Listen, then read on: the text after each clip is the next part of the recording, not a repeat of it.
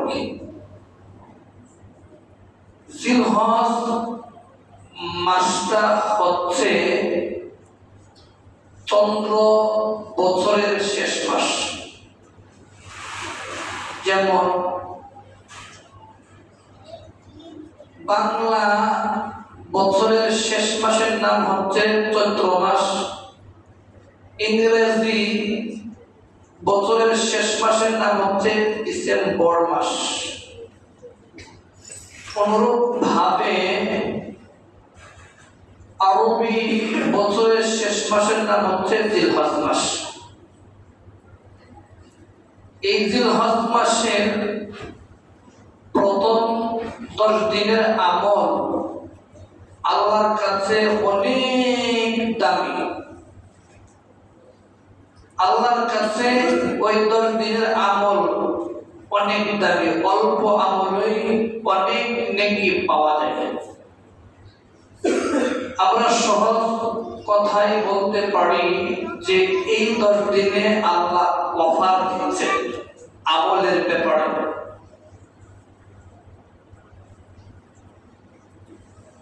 এই 10 দিন আল্লাহ সুবহানাহু ওয়া তাআলা আল্লাহুল কারীম প্রাধান্য দিয়েছে, সম্মানিত করেছেন, মর্যাদাবান করেছেন এই 10 দিনকে।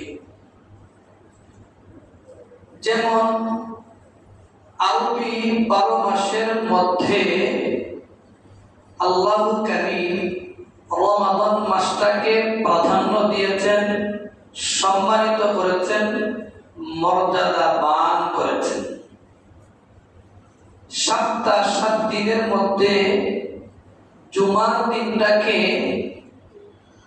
আল্লাহ সুবহানাহু ওয়া তাআলা প্রাধান্য দিয়েছেন, সম্মানিত করেছেন, মর্যাদাবান করেছেন।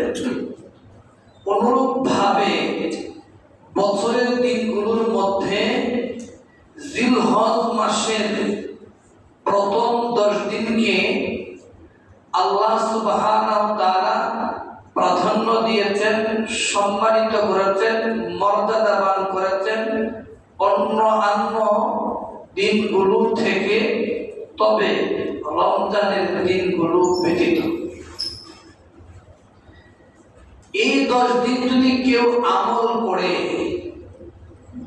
অল্প আমলেই অনেক নেকি মিলবে, অনেক নেকি পাওয়া যাবে।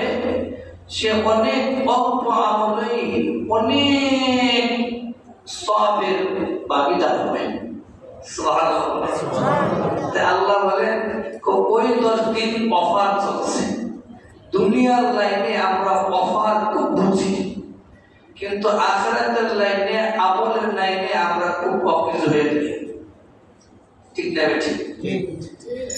এজন্য দুনিয়ার লাইনের অফার যদি বলি, সিমের অফার, মোবাইলের অফার, ফ্রিজের অফার চলছে, এটা আমরা খুব বুঝি। কিন্তু ওই 10 দিন যে অফার চলছে, আজকের আলোচনা দ্বারা এটা পরিষ্কার হবে ইনশাআল্লাহ। তো এই 10 দিনের আমল আল্লাহ সুবহানাহু ওয়া তাআলার কাছে অনেক দামি। তো এই কথাটা যে বললেন, এটা কি কোরআন এবং হাদিস দ্বারা প্রমাণিত? হ্যাঁ, প্রমাণিত। কোরআনুল কারীমের মধ্যে ইনডিরেক্টলি ভাবে, পরোক্ষ ভাবে আসছে, আর হাদিসের মধ্যে সরাসরি আসছে। এই প্রমাণগুলো হলো এই 114 সূরার মধ্যে 114 সূরার মধ্যে একটা সূরার নাম হচ্ছে সূরা ফাতিহা, 89 নম্বর সূরা। এই সূরার মধ্যে প্রথম 4টি আয়াতের মধ্যে আল্লাহ সুবহানাহু ওয়া তাআলা 5টা বিষয়ের কসম খেয়েছেন। আর আল্লাহ সুবহানাহু ওয়া তাআলা যখন কোন বিষয়ের কসম খান, তখন ওই বিষয়টার গুরুত্ব, মাহাত্ম, বরত্ব, বিশেষত্ব অনেক বেশি বোঝায়। এই জন্য আল্লাহ এই বিষয়ে কসম পেয়েছে। কসমগুলো হলো এই, আল্লাহ সুবহানাহু ওয়া তাআলা বলেন ওয়াল ফাজর, ফজরের সময়ের কসম, সকালের কসম। এরপরে আল্লাহ সুবহানাহু ওয়া তাআলা বলেন ওয়ালায়ালিন আশর, 10 রাত্রির কসম। এই 2 নম্বর আয়াতে আল্লাহ সুবহানাহু ওয়া তাআলা তিনি যে বললেন 10 রাত্রির কসম, এই 10 রাত্রি দ্বারা আল্লাহু কারীম কি বোঝাতে চেয়েছেন, কি উদ্দেশ্য এই 10 রাত্রি দ্বারা? দেখুন, আব্দুল্লাহ ইবনে আব্বাস রাদিয়াল্লাহু তাআলা আনহু সহ জমহুর উলামায়ে কেরাম তারা বলেন ওই 10 রাত্রি দ্বারা উদ্দেশ্য জিলহজ মাসের প্রথম 10 দিন। বলেন সুবহানাল্লাহ, তাওয়াজ করে বলি সুবহানাল্লাহ। এই 10 দিন উদ্দেশ্য। এরপরে বলেন ওয়াশ-শাফঈ ওয়াল ওয়াতর, জুর বেজুরের কসম, জুর বেজুরের শপথ। এই জুর বেজুর দ্বারা কি উদ্দেশ্য? এখানেও জমহুর উলামায়ে কেরাম বলেন যে বেজুর দ্বারা উদ্দেশ্য হচ্ছে জিলহজ মাসের 9 তারিখ, আর জুর দ্বারা উদ্দেশ্য হচ্ছে জিলহজ মাসের 10 তারিখ, যেটা কুরবানির দিন পড়বে। এরপরে আল্লাহ বলেন ওয়াল্লাইলি ইযা ইয়াসর, কসম ওই রাত্রে যখন এটা গত হতে থাকে। ওই 4টি আয়াতের মধ্যে আল্লাহ 5টা বিষয়ের কসম হয়েছে, আর এর মধ্যে 10 রাত্রির কসম হয়েছে। তাহলে ওই 10টি রাত্র আল্লাহর কাছে অনেক অনেক অনেক দামি, অনেক প্রিয়। হাদিসের মধ্যে আসছে, আবু দাউদ শরীফের হাদিস 2437 নম্বর হাদিস। আল্লাহ রাসূল সাল্লাল্লাহু আলাইহি ওয়াসাল্লামের একজন বিবি আমাদের আম্মা জান, তিনি বলেন কানা রাসূলুল্লাহ সাল্লাল্লাহু আলাইহি ওয়াসাল্লাম ইয়াসুমু তিসআ জিলহজ, আল্লাহ রাসূল সাল্লাল্লাহু আলাইহি ওয়াসাল্লাম জিলহজ মাসের প্রথম 9 দিনের রোজা রাখতেন, ছাড়তেন না। বলেন সুবহানাল্লাহ। এরপরে আসুন নাসাঈ শরীফের 2418 নম্বর হাদিস। ওই হাদিসের মধ্যে আমাদের আম্মা জান হাফসা রাদিয়াল্লাহু তাআলা আনহা, আল্লাহ রাসূলের স্ত্রী, তিনি বলেন আল্লাহ রাসূল সাল্লাল্লাহু আলাইহি ওয়াসাল্লাম জীবনে 4টি আমল কখনো পরিত্যাগ করতেন না, ছাড়তেন না। এই 4টি আমল আমাদের জানা থাকা দরকার কিনা বলেন। 1 নাম্বার, আশুরার দিনের রোজা, মুহররম মাসের 10 তারিখের রোজা।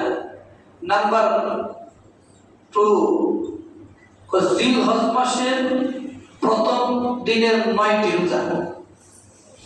নাম্বার 3, প্রত্যেক মাসের 3টি রোজা, 13, 14, 15, তবে জিলহজ মাসের 13 তারিখ বাদ দিয়া। 4 নাম্বার, ফজরের 2 রাকাত সুন্নত, এটা আল্লাহ রাসূল সাল্লাল্লাহু আলাইহি ওয়াসাল্লাম জীবনে ছাড়তেন না। আমাদেরকে আল্লাহ এই আমল করা তৌফিক দান করুন, বলেন আমিন। তো এই গেল কোরআন এবং হাদিস দ্বারা প্রমাণিত হলো ওই 10 দিনের আমল আল্লাহর কাছে অনেক দামি। যদি কোনো বান্দা এই 10 দিন আমল করে, অল্প আমলে অনেক সওয়াবের লাভ করবে, ভাগীদার হবে। কেমন আলোচনা আসবে। দেখুন, আমরা মুসলমান হিসাবে এই কথা স্বীকার করতে বাধ্য যে আমাদের হায়াত নামক, আমাদের জীবন নামক হায়াত থেকে আমরা যতটুকু হায়াত পেয়েছি, ওই হায়াত থেকে একটা বছর কেটে গেল, চলে গেল। আমরা আল্লাহর গোলাম হিসাবে, গোলামের বাচ্চা, গোলাম হিসাবে যেভাবে আমল করার কথা, ইবাদত বন্দেগী করার কথা, মিথ্যা কথা ছেড়ে দেওয়ার কথা, যেভাবে মানুষকে উপকার করার কথা, যেভাবে মানুষকে দান দক্ষিণা করার কথা, যেভাবে রোজা রাখার কথা, যেভাবে গোলামি করার কথা, এইভাবে করতে পারি নাই। আজকে থেকে সুদৃঢ় প্রতিজ্ঞা করব যে আজকে থেকে আমরা এই এরাদা করব যে আমাদের বাকি যত জীবনের হায়াত আছে, এই হায়াতের মধ্যে আমল ছাড়া থাকবো না ইনশাআল্লাহ। নিয়ত করবেন তো ইনশাআল্লাহ? আল্লাহ আমাদেরকে কবুল করুন, বলেন আমিন। ওগো আল্লাহ, আমরা এই এরাদা করছি যতগুলো হায়াত পাবো বাকি জীবনে ইমানের রূপে আমাদেরকে রাখবা আর আমল করার তৌফিক দান করো, বলেন আমিন। তো এই 10 দিন যেহেতু আল্লাহর কাছে অনেক প্রিয়, অনেক দামি, তো এই 10 দিনে 10টি আমল করা জরুরি। 10টি আমল করা আমাদের জন্য জরুরি। 10টি আমল কি? 1 নাম্বার, বেশি বেশি নেক আমল করা। নাম্বার 2, বেশি বেশি জিকির করা। নাম্বার 3, রাতের বেলায় ইবাদত করা। নাম্বার 4, দিনের বেলায় রোজা রাখা। নাম্বার 5, বিশেষভাবে জিলহজ মাসের 9 তারিখ রোজা রাখা, যেটাকে আমরা আরাফার দিন বলি। নাম্বার 6, চুল নখ না কাটা। নাম্বার 7, তাকবীরে তাশরিক পড়া। তাকবীরে তাশরিকের মাসআলা পরিষ্কার হবে 10টা মাসআলা জানলে, এটাও বলবো ইনশাআল্লাহ। নাম্বার 8, ঈদের রাত্রে নামাজ পড়া। নাম্বার 9, ঈদের দিন ঈদের নামাজ পড়া।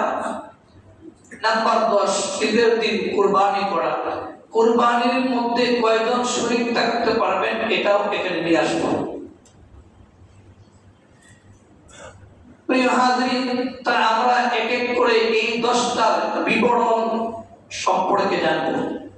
1 নাম্বার হচ্ছে বেশি বেশি নেক আমল করা। তো দেখুন, বেশি বেশি নেক আমল করার ব্যাপারে একটি হাদিস, ওই হাদিসটা বুখারী শরীফের 969 নাম্বার হাদিস। ওই হাদিসটা তিরমিজি শরীফে আসছে 757 নাম্বার হাদিস। ওই হাদিসটা ইবনে মাজাহও আসছে 1727 নাম্বার হাদিস। এই হাদিসটা আবু দাউদ শরীফেও আসছে 2438 নাম্বার হাদিস। সুবহানাল্লাহ। আওয়াজ করে সুবহানাল্লাহ। 4 জায়গার মধ্যে আসছে হাদিস।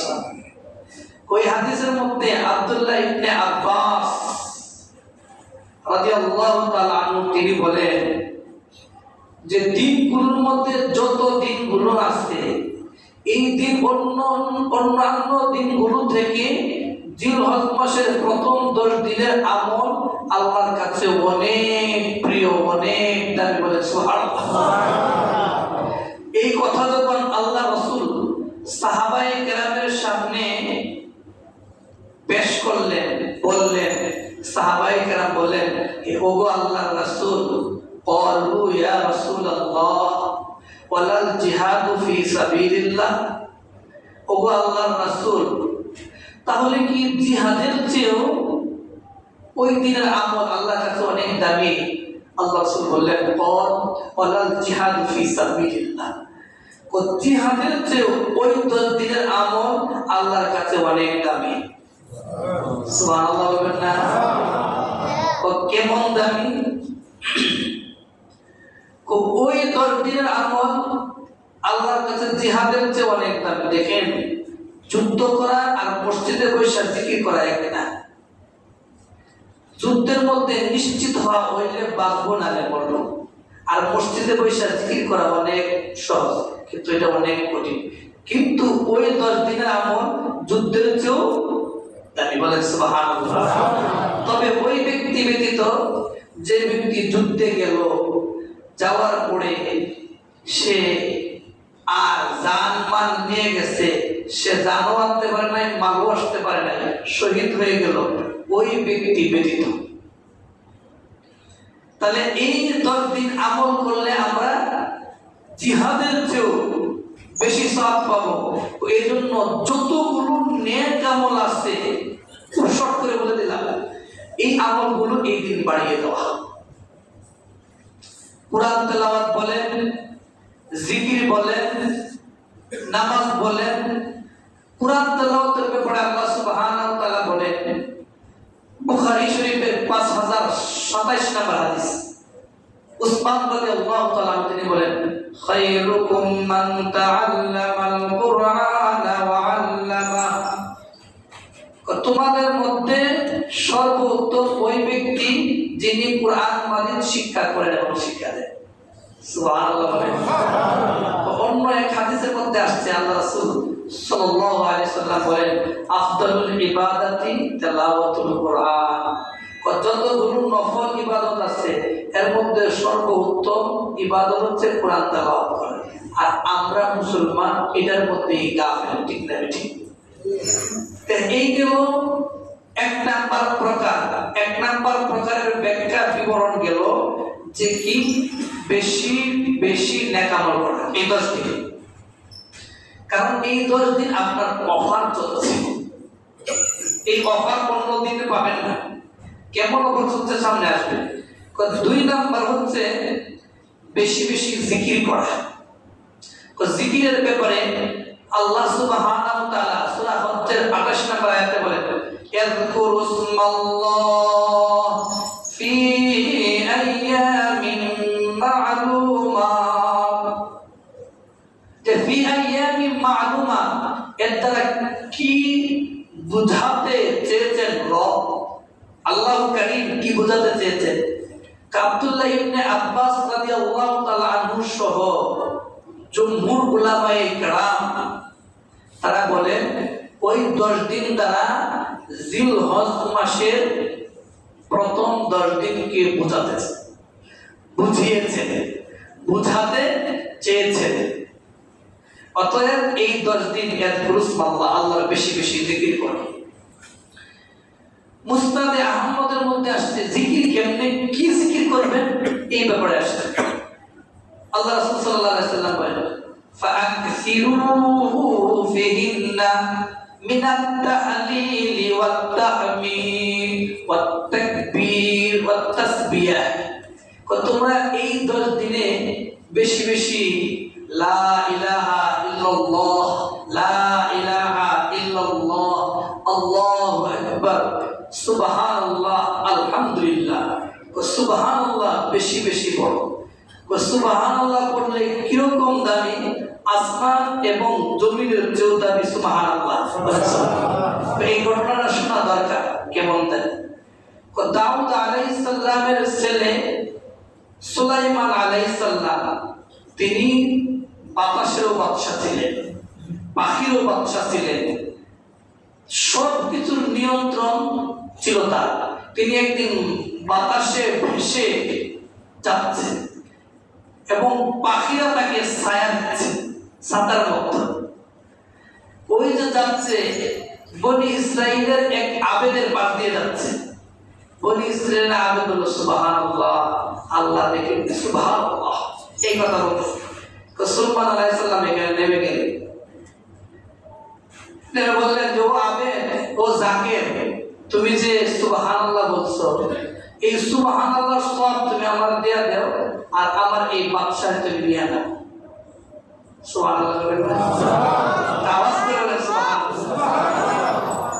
এই সুবহানাল্লাহ সব তুমি আমার দিয়ে দাও আর বাদশাহী তুমি নিয়ে নাও, কারণ ওই বাদশাহী এক সময় আমার কাছ থেকে চলে যাবে, কিন্তু এই সুবহানাল্লাহ সব শেষ হবে না। বলেন সুবহানাল্লাহ। এই গেল সুবহানাল্লাহ করবেন। আরো তিরমিজি শরীফের 3462 নম্বর হাদিস। ওই হাদিসের মধ্যে আল্লাহর রাসূল সাল্লাল্লাহু আলাইহি সাল্লাম বলেন, আমি যখন মেরাজে গেলাম, মেরাজে যাওয়ার পরে আমি আমার পিতা ইব্রাহিম আলাইহিস সালামকে সপ্তম আসমানে বাইতুল মামুরে দেওয়ালের মধ্যে হেলান দিয়ে বসা দেখলাম। আমি সালাম দিলাম, সালামের জবাব দিলেন আর বললেন, ও নেককার নবী, ও নেককার সন্তান, তুমি এদিকে আসো। আমি গেলাম, বললো যে নেককার সন্তান, নেককার নবী, তুমি তোমার উম্মতকে আমার সালাম দিবা। সুবহানাল্লাহ দিবেন না? আর এই কথা বলবা যে জান্নাতের জমিন থেকে সুঘ্রাণ সুঘ্রাণ সুঘ্রাণ বের হচ্ছে, আর ওই জান্নাতের পানি সুস্বাদু এবং মিষ্টি, এবং জান্নাতের জমির সমতল ভূমি। এখানে যেন তারা গাছ লাগায়, ও গাছগুলো কি? পাঁচটা জিকিরের কথা বলবা, লা ইলাহা ইল্লাল্লাহ, আল্লাহু আকবার, সুবহানাল্লাহ, আলহামদুলিল্লাহ, লা হাওলা ওয়ালা কুওয়াতা ইল্লা বিল্লাহ। তো এই 10 দিন আমরা এই জিকির বাড়িয়ে দিতে পারবো না ইনশাআল্লাহ। এখন আসুন 3 নাম্বার। 3 নাম্বার প্রকার এবং 4 নাম্বার প্রকার এক হাদিস দ্বারা আলোচনা হবে সমাধানের। 3 নাম্বার হচ্ছে রাতের বেলায় নামাজ পড়া, আর 4 নাম্বার প্রকার হচ্ছে দিনের বেলায় রোজা রাখা। এই 2 প্রকারের এক হাদিস দ্বারা। ওই হাদিসটা আসছে তিরমিজি শরীফের 758 নম্বর হাদিস। ওই হাদিসটা আবার ইবনে মাজাতেও আসছে 1728 নম্বর হাদিস। ওই হাদিসটা মিশকাত শরীফেও আসছে 1471 নম্বর হাদিস। বলেন সুবহানাল্লাহ।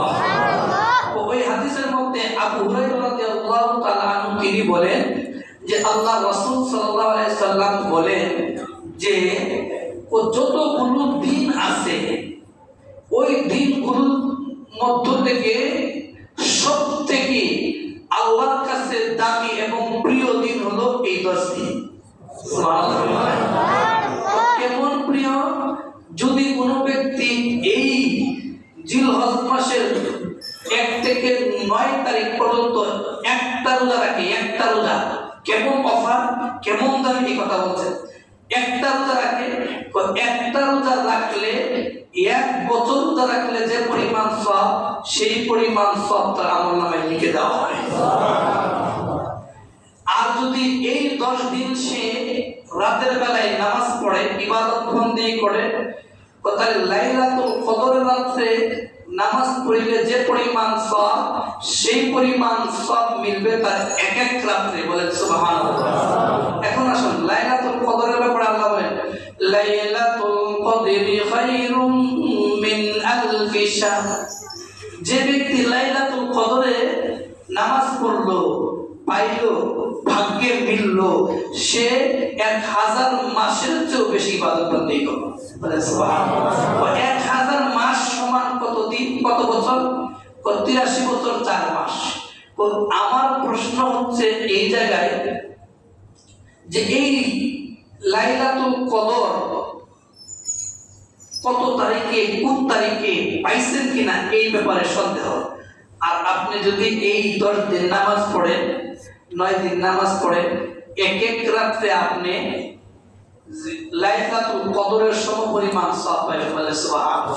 এটা নিশ্চিত, এটা কোনো সন্দেহ নেই। আর লাইলাতুল কদরের ব্যাপারে কোন তারিখ সন্দেহ আছে।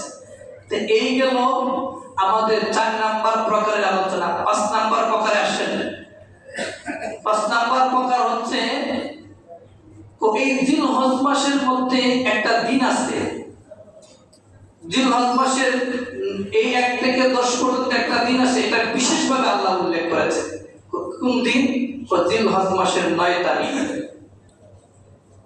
এই 9 তারিখ যদি কেউ রোজা রাখে, আমরা যেটাকে বলি আরাফার দিন। যদি এই 9 তারিখ কেউ রোজা রাখে তাহলে কি সওয়াব বিশেষভাবে আল্লাহ বলেন। বা হাজিদের জন্য তো কাজ আছে, নন হাজিদের জন্য 2টা কাজ। তো এই দিনে রোজা রাখবে আর বেশি বেশি তাকবীর বলবে, বলেন সুবহানাল্লাহ। তো দেখেন কি ফজিলত এই ব্যাপারে আসে।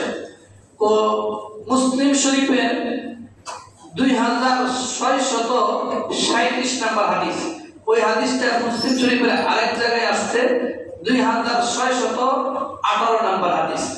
আবু কাতাদা রাদিয়াল্লাহু তাআলা আনহু তিনি বলেন যে আল্লাহ রাসূল সাল্লাল্লাহু আলাইহি সাল্লামকে অনেক লম্বা হাদিস, এর থেকে একটু অংশ বলছি। যে আবু কাতাদা রাদিয়াল্লাহু তাআলা আনহু তিনি বলেন আল্লাহ রাসূল সাল্লাল্লাহু আলাইহি সাল্লামকে প্রশ্ন করা হলো এই জিলহজ মাসের 9 তারিখ আরাফার রোজার সম্পর্কে প্রশ্ন করা হলো। তখন তিনি বললেন, আল্লাহ রাসূল সাল্লাল্লাহু আলাইহি সাল্লাম বলেন ইউকাফিরুস সানাতাল মাদিয়া ওয়াল বাকিয়া, বলেন সুবহানাল্লাহ। যে ব্যক্তি এই আরাফার দিনে রোজা রাখবে ভবিষ্যতের 1 বছর, পিছনের 1 বছর, 2 বছরের গুনাহ মাফ করে দেবে। সুবহানাল্লাহ, একটা আওয়াজ করে বলেন ভবিষ্যতের 2 বছরের গুনাহ আল্লাহ মাফ করে দেবে। তো এই ব্যাপারে আরেকটি হাদিস, ওই হাদিসটা আসছে মুসলিম শরীফে মেইন কিতাবে পাবেন, এটা গুগলে সার্চ দিলে পাবেন না, মেইন কিতাবে পাবেন 1162 নম্বর হাদিস। আবার গুগলে সার্চ দিলে পাবেন 2600 মুসলিম শরীফের 2617 নম্বর হাদিস। ওই হাদিসটা তিরমিজি শরীফেও আসছে, তিরমিজি শরীফের 7049 নম্বর হাদিস। এটা আবার ইবনে মাজাতেও আসছে, ইবনে মাজার 1730 নম্বর হাদিস। আবু দাউদ শরীফেও আসছে 2425 নম্বর হাদিস, বলেন সুবহানাল্লাহ। ওই হাদিসের মধ্যে আবু কাতাদা রাদিয়াল্লাহু তাআলা তিনি বলেন যে আল্লাহ রাসূল সাল্লাল্লাহু আলাইহি সাল্লাম বলেন সিয়ামু ইয়াউমি আরাফা ইন্নী আহতাসিবু আলাল্লাহ, আরাফার দিনের রোজা আমি আল্লাহর কাছে প্রত্যাশা করি, আশা করি এবং আমি ধারণা করি আইয়ুকাফারাস সানাতাল্লাতী ক্বাবলাহু ওয়াস সানাতাল্লাতী বা'দাহু, আগে এবং পিছে, সামনে এবং পিছে 2 বছরের গুনাহ আল্লাহ মাফ করে দেবেন। এই ব্যাপারে মুসনাদে আহমদের মধ্যে একটি হাদিস আসছে, আল্লাহ রাসূল সাল্লাল্লাহু আলাইহি সাল্লাম বলেন মান সামা ইয়াউমা আরাফা গুফিরা লাহু সানাতাইন মুতাতাবিআতাইন, যদি কোনো ব্যক্তি আরাফার দিনে রোজা রাখে তাহলে লাগাতার 2 বছরের গুনাহ আল্লাহ মাফ করে দেবেন। অফার পাইছেন তো? এখন আসলে একটা প্রশ্নের জবাব দিই। প্রশ্নটা হচ্ছে এই, আমরা কি আরাফার দিনে এই সৌদি আরবের সাথে মিল রেখে তারা যদি আরাফা এই দিন রোজা রাখবো নাকি আমাদের দেশে রাখবো? এখানে 2টা মত আছে। কেউ কেউ বলেন দুর্বল মত যে সৌদি আরবের সাথে মিল রেখে চলবে না, অনেক উলামায়ে কেরাম বলেন তো দেখুন ওই আরাফা শব্দটা হচ্ছে একটা পরিভাষা। যেমন আমরা ইয়াউমু আশুরা বলি না, তো আশুরাও একটা পরিভাষা। এই আরাফা দিনটা হচ্ছে যে যার যার দেশের 9 তারিখ জিলহজ মাসের 9 তারিখ রোজা রাখবে তাহলে সে আরাফা ফজিলত 9 তারিখের ফজিলত সে পাবে, বলে সুবহানাল্লাহ। হ্যাঁ, তবে যদি কেউ আরো ব্যাখ্যা ছিল যে দেখেন আপনি যদি সৌদি আরবের সাথে মিল রেখে আরাফার দিন রোজা রাখেন তো সৌদি আরব যেদিন আরাফার দিন অন্য দেশে আমেরিকায় সেদিন রাত, জাপানে এর একদিন আগায়া, বাংলাদেশে একদিন পিছায়া, সে তো মিলল না। এই জন্য উলামায়ে কেরাম বলেন যার যার দেশে জিলহজ মাসের 9 তারিখ রোজা রাখলে আরাফার রোজা রাখা হয়ে গেল, বলেন সুবহানাল্লাহ। তবে যদি আরো আপনি চান না আমি 8 তারিখও রাখবো 9 তারিখ, আমি সহজ কথা বলে দিই, 1 থেকে 9 পর্যন্ত রোজা রাখেন সব হয়ে যাবে, বলেন সুবহানাল্লাহ। সব হয়ে যাবে। এখন আসুন 6 নাম্বার হচ্ছে চুল নখ না কাটা, চাঁদ উঠা থেকে কুরবানি করা পর্যন্ত। তো যেহেতু চাঁদ উঠে গেছে এটার আলোচনা আমি প্রত্যেক মাগরিবের সময় বলেছি, তারপরে একটু টাচ দিচ্ছি এই কারণে এই ব্যাপারে মুসলিম শরীফের হাদিস 5012 নম্বর হাদিস উম্মে সালামা রাদিয়াল্লাহু তাআলা আনহা তিনি বলেন আল্লাহ রাসূল সাল্লাল্লাহু আলাইহি সাল্লাম বলেন যখন জিলহজ মাস তোমাদের উপর উপস্থিত হয় আর তোমরা কুরবানি করার ইচ্ছা করো তাহলে চুল নখ কাটবা না কাটলে কি লাভ যে এই কুরবানি করলে যে পরিমাণ সওয়াব সেই পরিমাণ সওয়াব তোমাদের আমলনামায় লেখা হবে। আরেকটি হাদিস মুসলিম শরীফের 5013 নম্বর হাদিস ওই হাদিসের মধ্যে উম্মে সালামা রাদিয়াল্লাহু তাআলা আনহা তিনি বলেন যে আল্লাহ রাসূল সাল্লাল্লাহু আলাইহি সাল্লাম বলেন ইযা রাআইতুম হিলালা জিলহজ যখন জিলহজ মাসের চাঁদ তোমরা দেখবা চাঁদ দেখা থেকে শুরু করে কুরবানি করার আগ পর্যন্ত ওই মাঝখানে তোমরা কি করবা না চুল নখ নাভির নিচের পশম বগলের পশম কাটবা না ওই কুরবানি করার পরে কাটবা তাহলে তোমরা কুরবানি করলে যে পরিমাণ সওয়াব সেই পরিমাণ সওয়াব মিলবে। তবে এখানে একটু কথা হচ্ছে যদি 40 দিন পার হয়ে যায় তাহলে আপনি কেটে দিবেন, কারণ এটা হচ্ছে মুস্তাহাব আমল আর ওয়াজিব তরক করবেন যদি 40 দিন না হয়। এই গেল যারা কুরবানি করবেন না তাদের ব্যাপারে কোনো চুল নখ কাটার ব্যাপারে কোনো হাদিস আছে? আবু দাউদ শরীফের 2789 নম্বর হাদিস ওই হাদিসের মধ্যে আল্লাহ রাসূল সাল্লাল্লাহু আলাইহি সাল্লামের একজন সাহাবা আল্লাহ রাসূল সাল্লাল্লাহু আলাইহি সাল্লামকে প্রশ্ন করেন আল্লাহ রাসূল আমার একটা মাহিনা গাভী আছে, মাহিনা গাভী, ওই গাভীটাকে আমি কুরবানি করতে পারবো? আল্লাহ রাসূল বললেন না, মাহিনা গাভী মানে ধারকৃত একটা গাভী, তো এই গাভী তুমি কুরবানি করতে পারো না। তবে চাঁদ ওঠা থেকে শুরু করে কুরবানির আগ পর্যন্ত তুমি চুল নখ কাটবা না, এই পরিমাণ সওয়াব পাবে। বলেন সুবহানাল্লাহ। এখন শিশু বাচ্চাদের ব্যাপারেও এবং নাবালিগদের ব্যাপারেও হাদিস আছে। আবু হুরায়রা রাদিয়াল্লাহু তাআলা আনহু তিনি বলেন না, আব্দুল্লাহ ইবনে উমর রাদিয়াল্লাহু তাআলা আনহু তিনি বলেন যে আমি এক পাশ দিয়ে যাচ্ছি, যখন যাচ্ছি দেখি একটা মহিলা তার বাচ্চাকে মাথা নাড়া করছে। তখন আমি বললাম যে তুমি যদি এই মাথা নাড়া না করতা তাহলে এই বাচ্চার আমলনামায় একটা কুরবানির সমপরিমাণ সওয়াব লেখা হতো। বলেন সুবহানাল্লাহ। এখন আসুন যেটা আমাদের আসল কথা হচ্ছে 7 নাম্বার প্রকার তাকবীরে তাশরিক পড়া। ও তাকবীরে তাশরিকের ব্যাপারে 10টা মাসআলা জানলে তাকবীরে তাশরিক সম্পর্কে আমাদের পরিষ্কার হবে। 10টা মাসআলা কি? তাকবীরে তাশরিক কি, তাকবীরে তাশরিকের অর্থ কি, 3 নাম্বার তাকবীরে তাশরিক পড়া কি, 4 নাম্বার তাকবীরে তাশরিক কারা পড়বেন, 5 নাম্বার তাকবীরে তাশরিক কখন পড়ব, 6 নাম্বার তাকবীরে তাশরিক কিভাবে পড়ব, 7 নাম্বার ঈদের নামাজের পরে তাকবীরে তাশরিক পড়া লাগবে কিনা, 8 নাম্বার তাকবীরে তাশরিকের দিনগুলোর মধ্যে নামাজ কাজা হয়ে গেলে ওই নামাজ অন্য সময় পড়লে তাকবীরে তাশরিক পড়া লাগবে কিনা, 9 নাম্বার তাকবীরে তাশরিক ফৌত হয়ে গেলে কি করণীয়, 10 নাম্বার তাকবীরে তাশরিকের ইতিহাস। এই 10টা মাসআলা জানলে তাকবীরে তাশরিক সম্পর্কে পরিষ্কার হবে। তাকবীরে তাশরিক কি? দেখুন বিভিন্ন হাদিসে বিভিন্ন শব্দে আসছে। আমি যেটা বলবো মুসান্নাফে ইবনে আবি শাইবা এই শব্দগুলো আসছে, এটা সকলের কাছে গ্রহণযোগ্য। আমার সাথে সাথে পড়ুন আল্লাহু আকবার, আল্লাহু আকবার, লা ইলাহা ইল্লাল্লাহু, আল্লাহু আকবার, আল্লাহু আকবার, ওয়ালিল্লাহিল হামদ। এটা হচ্ছে তাকবীরে তাশরিক। এখন আসুন তাকবীরে তাশরিকের অর্থ কি? তাকবীর অর্থ বরত্ব প্রকাশ করা, বরত্ব আল্লাহর বরত্ব প্রকাশ করা। আর তাশরিক শব্দের অর্থ হচ্ছে যে কুরবানির দিনগুলোতে সূর্যের আলোতে গোশত শুকানোর দিন মক্কার লোকেরা কুরবানি করার পরে গোশতের আলো গোশত রোদ্রে শুকানোর জন্য দিত, এটাকে বলা হয় তাশরিক। এই কথা তাকবীরে তাশরিক এর অর্থ হলো গোশত শুকানোর দিনে আল্লাহর বরত্ব প্রকাশ করা, এইগুলো তাকবীরে তাশরিক। এখন আসুন তাকবীরে তাশরিক পড়া কি? তাকবীরে তাশরিক পড়া কি এই ব্যাপারে সূরা বাকারা 203 নাম্বার আয়াত, এই আয়াতের মধ্যে আল্লাহ সুবহানাহু ওয়া তাআলা বলেন আযকুরুসমাল্লাহ ফি আইয়ামিন মা'দুদাত।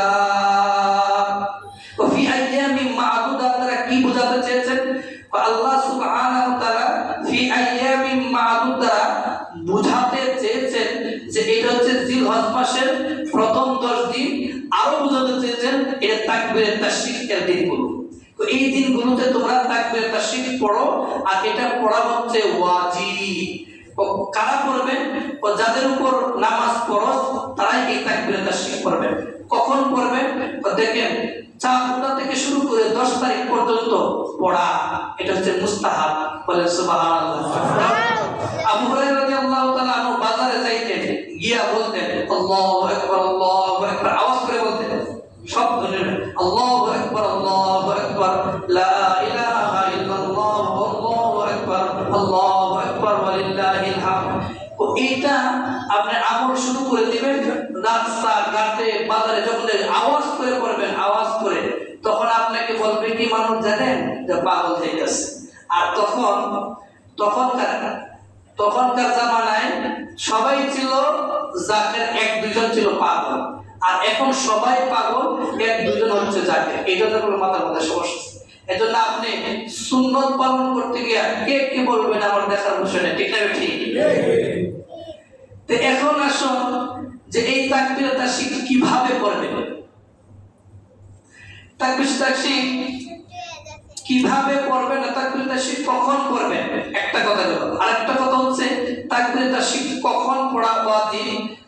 জিলহজ মাসের 9 তারিখের ফজর থেকে 13 তারিখ আসর পর্যন্ত 23 ওয়াক্ত ফরজ নামাজের পরে আওয়াজ করে পড়া, এটা হচ্ছে ওয়াজিব। বলেন সুবহানাল্লাহ। ইমাম সাহেব যদি ভুলে যায়, মুসল্লিরা স্মরণ করায় দিবেন। আর মহিলারা কিভাবে পড়বেন, এটা 6 নাম্বার কথা। পুরুষরা পড়বে আওয়াজ করে, আর মহিলারা পড়বে নিম্ন আওয়াজে। কেন? তিরমিজি শরীফের হাদিস 1173 নাম্বার হাদিস। ওই হাদিসের মধ্যে আল্লাহ রাসূল সাল্লাল্লাহু আলাইহি ওয়াসাল্লাম বলেন, আল মারআতু আওরাতুন, মহিলারা হলো ঢেকে রাখার বিষয়, তাদের আওয়াজটাও ঢাকা থাকবে। এখন বর্তমান সমাজে তারা আওয়াজ রাখবে, শরীরে রাখতেছে না, ঠিক না? শরীর রাখবো না, আমার শরীর আমার স্বাধীনতা। এজন্য আমি বলবো মহিলাদেরকে যে আপনারা মহিলাদেরকে পরামর্শ দিবেন যে তারা যেন নামাজ পড়ে এই তাকবীরগুলো লিখে রাখতে, যে এত তারিখ থেকে শুক্রবার থেকে মঙ্গলবার আসর পর্যন্ত লিখে রাখবে যে এখানে এটা তাকবীরগুলো পড়া ওয়াজিব। প্রিয় মুসলমান ভাইরা আমার, এটা পড়া ওয়াজিব। এখন আসুন ওই তাকবীরে তাশরিক ঈদের নামাজের পরে পড়া যাবে কিনা? 2টা মত আছে, অনেক কথা ছিল, সময় শেষ হয়ে গেছে। খুব তাড়াহুড়া করে বলছি যে 2টা কথা ছিল, যে একটা হচ্ছে যে পড়া যাবে, তবে সুন্নত এবং ওয়াজিব নিয়ে ইখতিলাফ। কেউ বলেন ওয়াজিব পড়া লাগবে, আর কেউ বলেন না এটা সুন্নত। এখন আপনি এই ফরজের পরে কতবার পড়বেন? একবার পড়বেন, বাকি আপনি যতবার পড়তে থাকেন এটা মুস্তাহাব। এখন আসলে এই বিষয়টা খুব খেয়াল করে শুনি যে তাকবীরে তাশরিকের দিনগুলোর মধ্যে নামাজ যদি কাজা হয়ে যায়, আর এই কাজা নামাজ যদি অন্য সময় আমি আদায় করি, তাহলে তাকবীরে তাশরিক পড়া লাগবে কিনা? দেখুন এখানে 2টা মত। তাকবীরে তাশরিকের দিনগুলোর মধ্যে যদি নামাজ কাজা হয়ে যায় এবং তাকবীরে তাশরিকের দিনগুলোর মধ্যেই আপনি আদায় করেন, তাহলে পড়া লাগবে। যেমন আপনি 10 তারিখে কাজা করছেন নামাজ, 11 তারিখে পড়তেছেন, তাহলে তাকবীরে তাশরিক পড়া লাগবে। আর যদি অন্য সময় পড়েন কাজা 13 তারিখের পরে, তাহলে কাজা পড়া লাগবে না। 9 নাম্বার হচ্ছে এই তাকবীরে তাশরিক ফৌত হয়ে গেলে কি করণীয়। দেখেন ফৌত হয়ে গেলে আপনি একা পড়েন, ইমাম সাহেবের সাথে পড়েন, যদি ভুলে যান তখন মসজিদের বাইরে না গেলে পড়ে নেবেন। আর এমনি তো সবসময় পড়া মুস্তাহাব, পড়ে নেবেন, তাহলে ওয়াজিব আদায় হলো। আর যদি ফৌত হয়ে যায় তাহলে এই ওয়াজিবের ব্যাপারে কোনো কাজা নাই। এখন আসুন তাকবীরে তাশরিক এর ইতিহাস। তাকবীরে তাশরিকের ইতিহাস খুব শর্ট করে বলছি। ইব্রাহিম আলাইহিস সালাম যখন ইসমাঈল আলাইহিস সালামকে কুরবানি করবেন, তখন জিবরাইল আমিন তখন যখন প্রস্তুতি নিয়েছেন, তিনি তখন বললেন আল্লাহু আকবার, আল্লাহু আকবার। তখন ইব্রাহিম আলাইহিস সালাম চোখ খুলে দেখলেন একটা দুম্বা কুরবানি হচ্ছে, তার সন্তান কুরবানি হয়নি। তখন তিনি বললেন লা ইলাহা ইল্লাল্লাহু আল্লাহু আকবার। এরপরে পাশে দাঁড়িয়েছিলেন ইসমাঈল আলাইহিস সালাম, তিনি বললেন আল্লাহু আকবার ওয়ালিল্লাহিল হামদ। এই তিনজনের বাক্য এটা হচ্ছে তাকবীরে তাশরীক। এখন আমল নাম্বার 8 নাম্বার, খুব শর্ট করে শেষ করে দেবো। আমল নাম্বার 8 নাম্বার হচ্ছে ঈদের নামাজে নামাজ পড়া। তো এই ঈদের নামাজের নামাজ হচ্ছে ইবনে মাজাহ 1782 নাম্বার হাদিস। তো এই দিনে যদি কেউ নামাজ পড়ে ঈদের 2 ঈদে, তাহলে তার অন্তর মুর্দা হবে না, সবার অন্তর মুর্দা হবে। কাল কিয়ামতের মাঠে তার অন্তর জীবিত থাকবে, বলেন সুবহানাল্লাহ। এখন আসলে ঈদের নামাজ ঈদের দিন বলবো, এবং কুরবানির ব্যাপারেও পরে বলবো, সময় নাই। এবং বক্সনের সময় বলে দিব একটা গরুর মধ্যে কতজন কুরবানি শরীক টাকা যাবে। তাহলে আমরা যে কথাগুলো বললাম, মূল কথা হচ্ছে আমরা এই 10 দিন আমল বাড়িয়ে দিব তো ইনশাআল্লাহ। আমাদেরকে এই 10 দিন গোলামি করে আল্লাহর খাস বান্দা হওয়ার তৌফিক দান করুন। সকলে বলেন আমিন। আমিন। আখিরু দাওয়ানা আলহামদুলিল্লাহি রাব্বিল আলামিন। আমরা যারা সুন্নাত